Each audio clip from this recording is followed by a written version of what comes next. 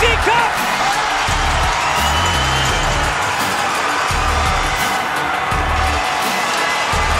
Nothing is enough for Collingwood. Centennial Cup champions in 2024. Hey, welcome everyone to episode number 3 of the OJHL All Access Podcast. I'm Alex Bastiavansky. Thank you so much for tuning in once again. And we've got an awesome show for you today. 2 guests are coming on. First, from the Leamington Flyers, General Manager Justin Solcz will be joining me. And then afterwards, head coach and general manager Ryan Ramsay of the Haliburton Huskies is going to stop by as well. They are obviously 2 of the top teams in the league this season. We'll also take a quick look at some league news, but it will be very quick this week as we're going to be focusing mostly on the interviews. So first off, Leamington has just been unreal this season. There is no other way to put it. They're one of the top ranked teams in all of Canada and currently are first overall in the OJHL standings. And I am so pleased to be joined now by the general manager of the Leamington Flyers, Justin Solcz. Justin, thanks so much for taking the time, you guys. It's a busy, great season so far for you guys. Thanks for taking the time. How are things? Good, Alex. No, thank you for having me. I'm super excited to be here and appreciate everything you do for our league here. So let's start with the obvious. It's been a heck of a season so far for you guys. You're ranked 3rd in the CJHL. You're first overall in the OJHL. Just give me your general thoughts, Justin, on how the season has gone so far for you guys. Yeah, I mean, obviously, we're happy with our start. There's no doubt. I mean, it's been a good start. We had a good competitive camp in June. That's kind of where it started. Picked some players out of there, and then kind of got fortunate as the summer progressed, and ended up getting a few local guys back from the OHL, and that's obviously helped us a lot. We went to Collingwood, won the Collingwood Cup, great event. Awesome for exposure for our players, great team builder. And again, I mean, our guys, like at the end of the day, our players and our coaches have done a great job to get us where we are right now. We've been really good at home, which is important to us all the time. And I mean, at the end of the day, like we like where we're at, but championships aren't won in November, like we all know here. And we got to keep getting better every day. And I think that's the message that the coaches are relaying to the players. And again, just try to get better every day, and hopefully at the end of the season, we can be successful. Well, the first thing that stands out to me when I look at the standings and your record so far is your goal differential. I mean, you guys have scored 90, but the crazy thing is you've allowed 36 goals in 21 games, by far the best goal differential in the league and the lowest amount of goals allowed in the league. Next closest is Collingwood with 50. That's something that must just, warm your heart. Seeing that goal differential and the defense that you guys have been that you've had so far this season. For sure. I mean, mine for sure, but Coach Dale's like super. He really stresses the defensive end, and they've done a great job. I mean, and you hit the nail on the head, right? Like our D, we have 4 20-year-old D, 2 19-year-old D, and 2 younger guys that have been excellent. So 8 guys have been going. We've had a lot of injuries in the back end, which has allowed everyone to play and kind of next man up. They've been doing a great job. And I mean, our goalies have been phenomenal too. So, but the defensive end is always something in Leamington that we've really focused on and took pride in. And that's an area we always want to be good in. And kind of, we've been, Dale's had always very good defensive teams. So it's great. Well, you mentioned the goalies, and yeah, that is a big part of the equation. Obviously, the 2-headed monster of, Marcus Vandenberg and Trey Altman might just be the best goaltending duo in all of Canadian junior A hockey. That's a fair assessment, I think. Right, both up there near the top of the league in terms of their statistics so far. Tell me about these 2 and the way they've played for you. Oh, I mean, they've been great. Like you said, I mean, like honestly, we didn't return any goalies from last season. We had great goaltending last year too. Didn't end up returning either of them. So in the summer it was a little stressful at times. I mean, Trey in the spot at a camp, which was great. Trey came from Junior B All-Star. I mean, top goalie in that league. So we knew what we were getting there. Got a little lucky with Marcus. Marcus got sent down from the OHL later in the summer, right before the season. So we got him, and honestly, both guys have pushed each other. Like you said, they're both at the top of the league. They've been phenomenal. Really, a lot of the credit goes to our goalie coach, Matt Anthony, who's done this year after year after year with our goalies, and he continues that with these guys this year. And really, like again, both guys have been great. Marcus, obviously the pedigree coming from the OHL, had a really good start, got injured.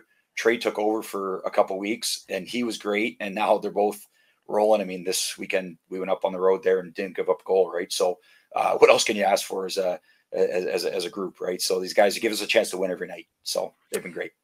No question about it. Offensively, the conversation obviously has to start with Colton Smith, who's leading the entire league in scoring this season. And I think fair to say a guy who's from good bloodlines, being the son of a former NHL player and current LA Kings assistant coach, DJ Smith. Before we get into his play, first just talk about how it came to be him playing for the Flyers. Was there a connection there?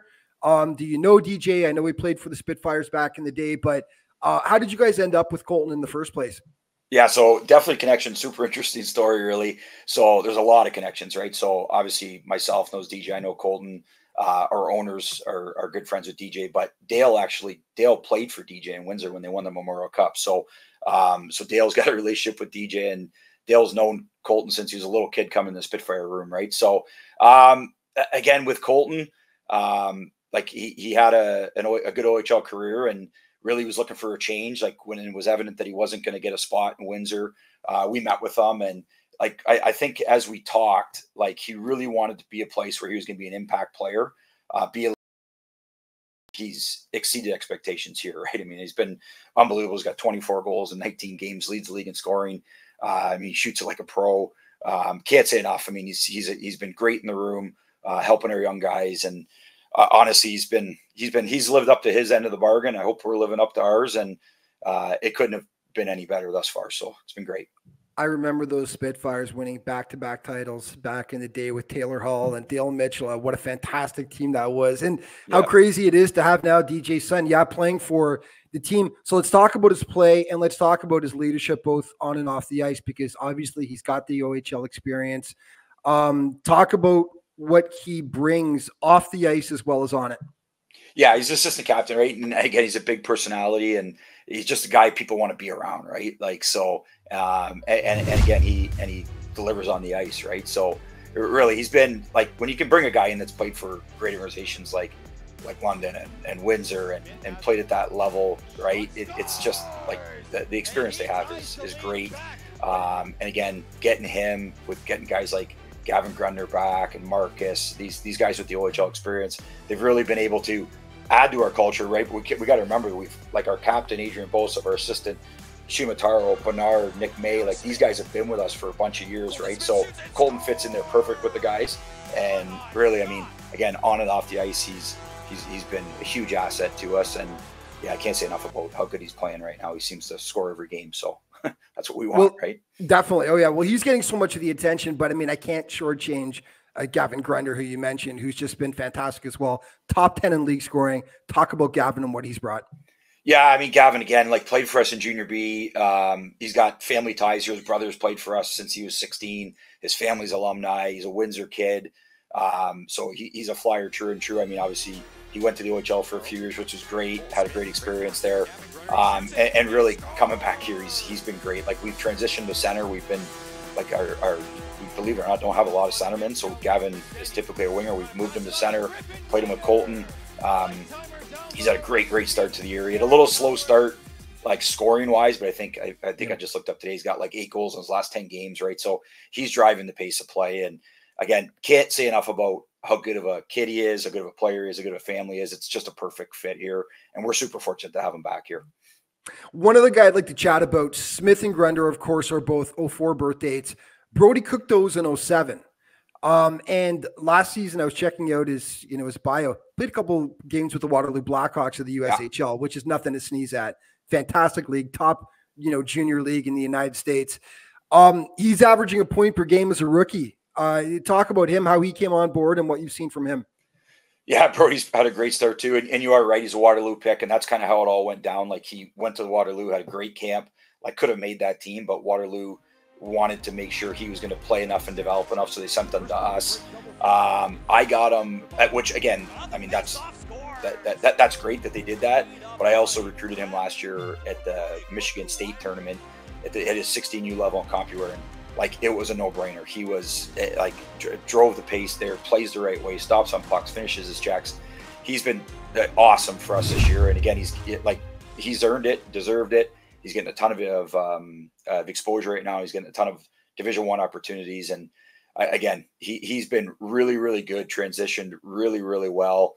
And again, he's exceeded expectations here by far.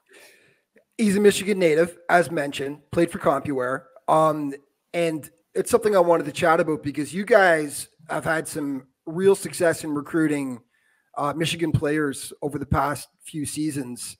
Tell us about that pipeline. I'm sure proximity helps a great deal to the U.S. border, but just talk about that pipeline you guys have developed in terms of recruiting that Michigan talent.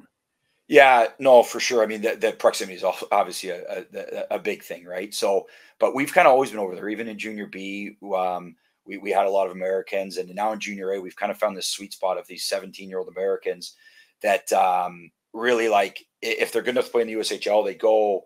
But if they need a little bit more time, and again, everything could change here with what's happening in the hockey landscape. But if they need a little more time, they've came to our league and had a lot of success. We had a lot of success with our 06s last year, and then Brody and Sean Cherubi and the guys we have this year. And really, what it comes down to is we're super fortunate to have good connections over there. There's a lot of people I trust there, or our organization trust, and they trust us. And I think we've kind of both delivered, right? Like their players. I was going to say that's a huge thing. The fact that they trust you, and the fact that an organization like Waterloo in the USHL would want to send him to you guys to get more seasoning. That says a heck of a lot about the program that you guys are running.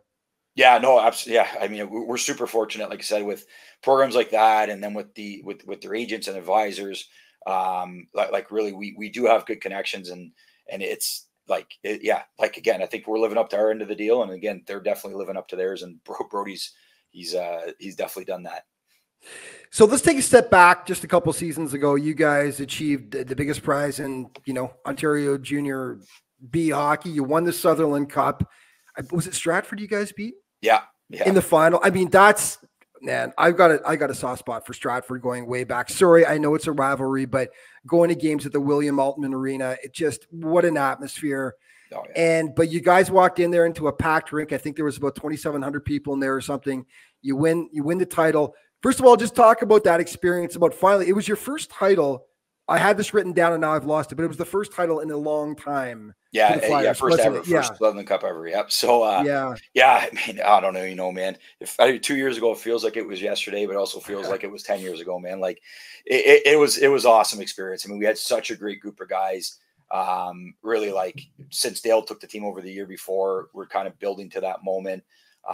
We had the two McPherson twins. Our leadership group was older. It was with Gabe Piccolo, and it was just an unbelievable season. I mean, we were a good team all year. We went up 3-1 in the Sutherland Cup. Well, first of all, I had to get to the Sutherland Cup through that round robin. Had to come back against Hamilton, like down 2 goals in the third period with a few minutes to go, and I ended up with a 3-1 lead against Stratford. And next thing you know, we're going to Game 7 at the Allman, like you said, and what an experience. And again, our guys, we played great that game, great defensively, and we got timely goals. And yeah, it was an awesome experience for us as a team, for our community. Like, it was unbelievable that the way they rallied around us. And I mean, just everybody, like from the playoff run to the parade to the months after, it was just a great experience, and something we're super proud of. And I mean, again, what a way to go out of that league, and it's a great league, and great hockey, and it was awesome that we were fortunate enough to win that. Yeah. So to continue on to that, the die had already been cast. You guys had been accepted into the OJHL for the following season. Why the decision to come to the OJHL and to move up to Junior A hockey? Just tell us about that, Justin, and why that was done. Yeah, it's a long story for sure. I mean, it did start years before. Like, it was kind of through COVID, and we felt like we wanted to make sure that players in this area in Southern Ontario, like, didn't have to move away from home to play at the highest level they could, right? So I went through a lot of. It was a long time. I mean, with both leagues, and again, it's great that we were both able to work together to get it done at the end. But I mean, again, we're super happy with the decision we made. This league has been excellent to us, and it's everything we expected. And again, it's just it was a long process. but we're super happy we did it. And again, happy with everything. And it's just been a great experience, and it's been a long 2 years, but we're getting there. It's crazy to think that it's only been 2 years, because let's talk about last season. You're first in the OJ. Did you think you were going to be that? First of all, actually, before you get into how competitive you were, talk about sort of the process, just for like a minute, about how you guys went about, because you still brought a lot of those junior B players with you when you came into junior B. You had a very, very strong squad, but just the process you guys had about keeping some of those players, but also adding junior A players and also adding some former OHL guys too, I believe. Yeah, no, for sure. And it all happened real quick, right? So, like, honestly, the team we won with in junior B was such a good team that, again, we would have took everyone if it would have worked, right? So we're able to carry some guys over from that year to carry the culture. Last year we were actually super young team, which is this year we're completely different, right? So last year, that's just the way that it went down. We ended up we committed to a bunch of young guys, and we were committed to developing them. And you know what? We ended up again, give it to the coaches, right? We provided them the players, and those guys worked with what they had, and we did have a lot of success. And again, we obviously learned a lot of lessons. Like, we weren't ready to win last year, right? I mean, we were a young team. I mean, those teams like Collingwood and Trenton and those, they were older, and they were built to win. And so we learned a lot of lessons, both on and off the ice, right? And that's kind of what we tailored ourselves. We met after the season and did a lessons learned, and kind of figured out where we need and what we want to do for this year, right? And you can see our team's a little different this year. Yeah. But at the end of the day, I mean, we still we're focused on winning and development. That's our goal here, and that's what we try to do every day. Did it surprise you how well you guys did in your first season, making it all the way to the conference final? Yeah, for sure. I'd be lying to you if I said anything else, right? So, I mean, again, we expect to be good, but we exceeded expectations last year. There's no doubt. It took us a while to get our feet wet, but once we got our feet wet, and again, the guys we got on our staff, and these guys did a great job adapting, and the players we brought with us to carry the culture. And again, what about our young guys last year, right? I mean, these guys, Gatto and Anderson, and these guys had great years, right, with us. And so definitely, I can't say we expected to do that. I mean, again, this is a great league. We came from a great league. We knew we were going to be competitive, but at the end of the day, we definitely exceeded expectations. What were the name of the twins you guys had? Was it the McPhersons? Yeah, Connor and Ryan. The McPhersons. Yeah. If they hadn't gone to Penticton, you never know last year what kind of, you guys they might have put you over the hump there against Collingwood. That's a chat for a different day. Okay, you know what? I was just gonna real quickly, Southwestern Ontario is you touched on the fact that you went to junior A because you wanted to provide an area, like a team in the area for kids in that area to be able to play on. And it's such a fertile spot for growing hockey players. How much has that been a boon for you guys, being the only junior A team in that area? And that's obviously very, very attractive to kids in Southwestern Ontario, having the Flyers there now to aspire to play for. Absolutely. Yeah, you're right. We're super fortunate. I mean, that is a recruiting advantage we do have. And we definitely took advantage of it. And like you said, it is awesome when a kid, especially from the Windsor, Essex County area, doesn't have to leave home, right? Can continue his own school, play hockey here. We have a great facility, right? So, and again, up to 401, it is nice to be able to, that's definitely an area that we recruit heavily, right? And that junior B loop. And we know, you talk about Stratford, we have a bunch of, I think we've got 3 or 4 guys that have Stratford ties on our team this year, right? Yeah. So great program. Chad and LaSalle are excellent with us too, right? So it is definitely an advantage for us, and I think it's a win-win, right? I mean, win for us to get good players, but also for the players in this area to be able to stay closer to home, right? Their parents get to watch them play, right? I mean, even these guys from London and Michigan, we play Thursday nights, their parents are at every game. So, which is great. And then huge bonus. When we're on the road, they're closer to the road game than they are for home. Right. So, and then the weekend. Right. So it's worked out great. And we're super happy with that. Well, finally, you guys go all the way back to, is it 1954? I believe the Flyers originally were started in 54. So they become such an important part to the community over the years. I've been blown away. And I talked to Ron Valentine and Alan Corkum on the first show about this. We were talking a bit about Leamington. I love the crowd support they get. I love the community feel. You pack that rink. Just talk about, that important connection to the community that the Flyers have. Yeah, I mean, it's unbelievable, and it wouldn't happen any other way, right? Like these people, and we say this to them every year, and especially that year we won. Like they're a huge reason for our success, right? I mean, our volunteers, our fans, the billets, the sponsors we have, like everyone embraces this team as it's their own. And like you said, I mean, like it's unbelievable for our players to be able to play in front of almost 1,000 people a night, and our attendance has been like it's went up since Junior B, which I mean they obviously appreciate the good level of quality. Hockey, and and I mean, and again, like nothing we want more to have another deep run in the playoffs and try to bring a championship to Leamington. Like these people are dying for it, and again, that's what we're trying to do here. One more thing before I let you go. Big game against Burlington tomorrow night at home for you guys. A team that's been playing great as well. Chasing you in the standings. First meeting of the year. What are you expecting from the Cougars? Yeah, huge game. I mean, it's funny. Me and Juris were talking about this when we were doing the schedule. Like, let's get a home and home going, right? Because we don't really do that a lot. We're not that close. So we actually got a home and home this week. So it's going to be awesome. Burlington's had a great start. I mean, they're a good young team.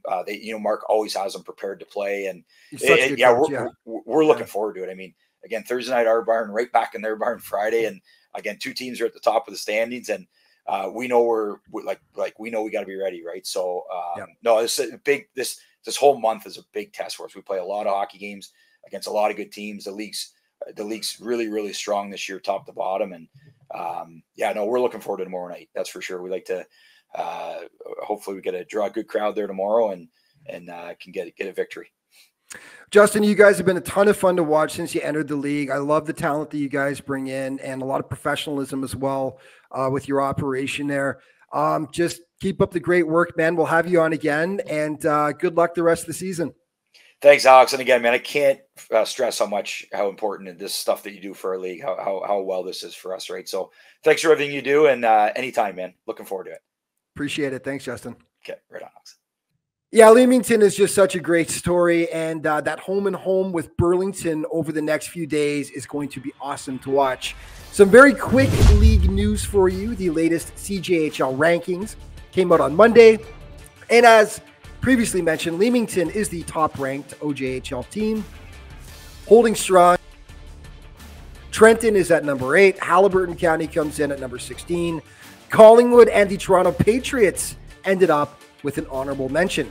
Collingwood's head coach, Andrew Campoli, has been named as an assistant coach for Team Canada East at the upcoming World Junior A Challenge, which takes place December 9th through the 15th in Camrose, Alberta. Andrew has, of course, coached the Blues to back-to-back Buckland Cups and last season's Centennial Cup title. And just a quick reminder that the CCHL OJHL Battle of Ontario will be held November 19th and 20th in Smiths Falls. There will be all-star teams and prospect teams from both leagues facing off. It'll be a tremendous event. Tons of scouts will be there. Okay, moving on now. The Haliburton County Huskies have had an unreal start to the season, surprising quite a few people, including even their head coach, in regards to just how good they've actually been.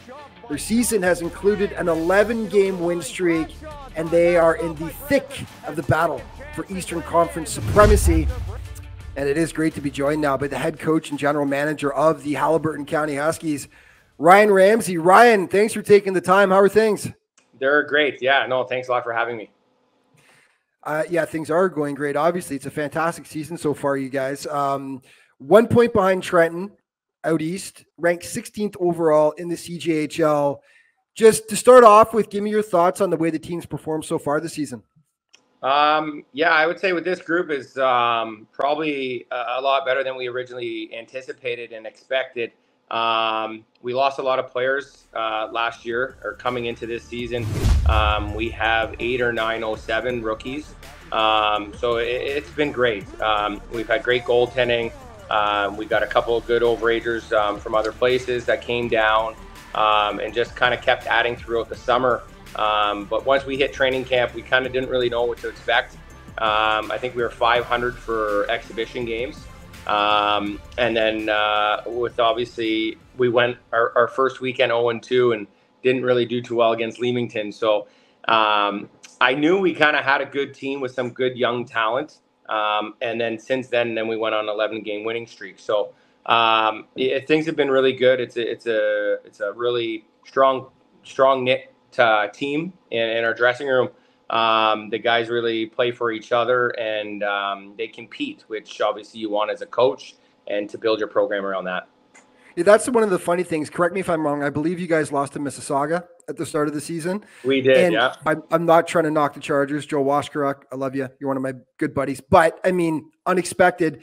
And then you go and you reel off an 11-gamer, which definitely opened a few eyes. It's funny the way things switch like that. But talk about that 11-game win streak you guys went on and what that was like for the team. The longest streak, definitely this season, and maybe even going back to last season as well. But just an incredible streak you guys went on. That was a good, definitely good momentum early in the season that you guys created. And I like the way that you talked about how many youngsters you guys have compared to last year. A little bit surprising as well, but just talk about that 11-gamer and what that was like for you guys. Yeah, obviously it was huge because confidence is key, right? So, once we rattled off one or two and the guys started feeling good, coaching staff, everything started, going hand in hand with our systems, and guys really started to buy in. So, obviously in that 11-game series, I'm sure there's some games that we probably shouldn't have won, but we got the good bounces, and our power play, I think, was running at that point like 45%. So, yep. Our special teams has been really well this year. Jordan Bailey's been great since coming back to us from his year off last year with JRC, and Owen Flood's been great. He's running our penalty kill. So with those two guys, hand in hand, working every day with myself, is special teams played a big factor in that 11-game winning streak. I think it's fair to say you wouldn't be having the success that you've had so far without the performance of Nathan Poole, who's second in the league scoring right now, 35 points, 3 seasons under his belt in the OHL with the Kingston Frontenacs. Just talk about what he's brought to the team and his performance this season. Yeah, he's been great. He was a guy, obviously, there's a couple, Ty Petru and Ray Nadeau know him well from Oshawa, living close to him. We were, obviously ecstatic to get him. He's been nothing but pleasant since being here. His leadership on and off the ice, has been a big part, I think, in our winning as well with being such a young team this year. On the ice, he's probably, one of the smartest players I've ever coached, offensively, but also on the other side of the puck, and with his defensive play is just as good. So, he's a 200-foot player that comes to compete and play every night. Another guy you mentioned there, Ty Petru, OHL experience as well with the Oshawa Generals and the Flint Firebirds. But yeah, what a duo those guys have been. Just talk about Ty and his performance. Yeah, he's been excellent this year. I think from his OHL, when, just getting the confidence and playing, big minutes every night, he was really good for us last year, and this year he's kind of just taken off. So, again, he's wearing a letter for us and a captain for us this year. His leadership skills, both on and off the ice, is exactly what you ask for from a coach. But he's just he's got a great shot, great release. For whatever reason, last year things kind of didn't really bounce his way, and this year obviously he's playing with with Pooley, and it's been great. Another guy who's getting the bounces is Carson Littlejohn. Poole and Petru are both 04s. Littlejohn's an 06, and a point per game on the blue line for you guys. 3rd highest scoring defenseman in the league this season up to this point. His game has definitely grown by leaps and bounds this season compared to last year when he split time between the JRCs and the Tigers. Talk about the growth that you've seen in his game. Yeah, he's an offensive defenseman. Really good on the power play. He's the quarterback for us out there. And one of the reasons why we're still 40%, I think we are. Great kid off the ice. Obviously, we picked him up in a trade in a 2-for-1 with Aurora. We are high on him, and when we brought Jordan back, obviously he coached him for a bit last year, and he was really high on him. So that's a guy that we targeted and went out and got. Corbin Voteri, Carter Nadon, been your duo in goal. I wanted to talk about Nadon for a second, who is a rookie, and he had a phenomenal start, going 6-0, 1.64 goals against average, which blew me away. He signed with the North Bay Battalion, made his OHL debut with them just last week. Talk about his composure as a rookie. You are getting him back. He'll be playing, I believe, the majority of the season with you. But talk about him and how much you expect him to play and his performance so far this season. Yeah, he's been a great surprise, really. Like, we didn't really know too much on him last year. I'm working with North Bay, and they've been great.